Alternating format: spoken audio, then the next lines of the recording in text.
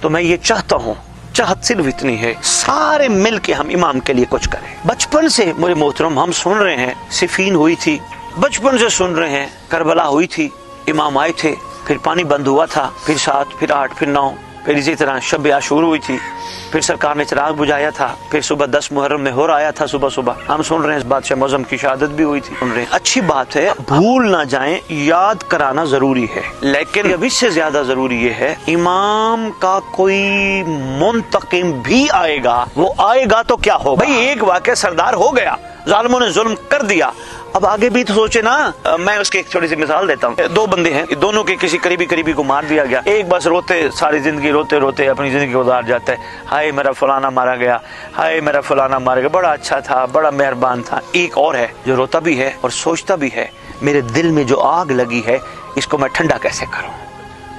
وہ پھر پلاننگ کرتا ہے، کیس لڑوں، بدلا لوں، کیا کروں؟ تو جب وہ پلاننگ کرتا ہے اس کا مطلب وہ عاقل ہے، اس کی نسبت جو بیٹھ کے صرف رو دھو کے بس اور وہاں سے ساری زندگی رونے دھونے پہ لگا دیتا ہے، اس سے زیادہ عاقل ہے، وہ سوچتا ہے، پلاننگ کرتا ہے، بھائی ایک ظلم ہو چکا ہے، اس کا کوئی سدباب بھی تو ہو نا۔ وہ صاحب زمان کا منتظر ہے۔ اچھا وہ خود ابھی اس کو چونکہ حکم نہیں ہے بدلہ لینے کا، لہٰذا وہ دعا کرتا ہے، یا رب الحسین بحق الحسین اشف صدر الحسین بظہور الحجت القائم، اے پاک حسین کے پاک رب، پاک حسین کے صدقے میں پاک حسین کے زخمی جگر کو شفا دے دے، ٹھنڈا کر دے مہدی کے ظہور سے۔